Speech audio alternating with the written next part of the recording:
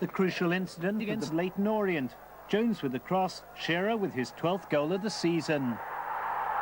And all before Ossie Ardiles had finished his warm-up exercises. From then on, though, it was all Orient. Fraser Digby saved well from John Siddon. And then from Terry Howard's cross, Lee Harvey's header comes off the bar.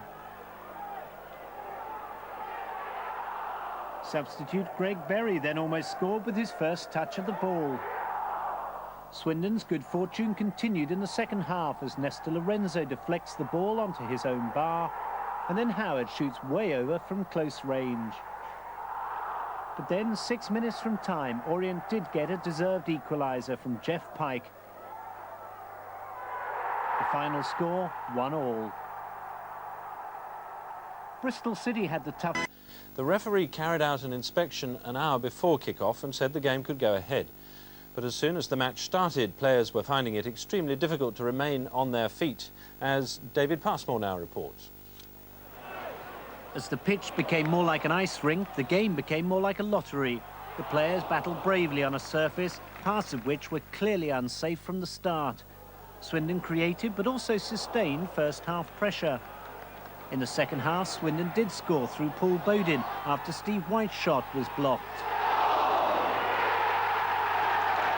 A minute later, Kevin Dickinson equalised with a spectacular, unchallenged shot. The defence unable to turn on the frozen pitch. Minutes after that, the referee took the players off and later justified his decision to let the game start. It's been decided to call the match off as it's too dangerous to play on. The pitch was perfectly playable before kick-off. In the hour from the time we actually kicked off to the time the game was abandoned, the pitch froze down terribly and it became dangerous to the players. What would you say to fans who've gone home a little angry tonight? Well, we'll say to them as a gesture, we're going to, and to retain their good faith, we'll reduce the seats by £2 and the standing by £1. Obviously, setting up Steve White there. Third division Leyton Orient by 1-0. It was the fourth time they'd tried to stage the replay, and Swindon didn't get their winner until a minute from the end. This from David Passmore. Swindon could have taken the lead after a quarter of an hour. Steve White with the cross, Paul Bodin bursts through, but hooks his shot just wide. Then John Gitting's header beats the keeper, but Kevin Dickinson heads off the line.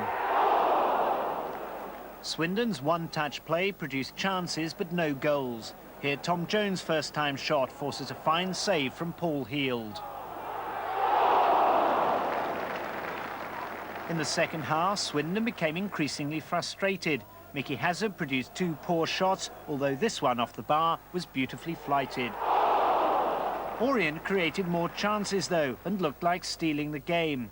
Here, Kevin Dickinson forces a fine save from Fraser Digby.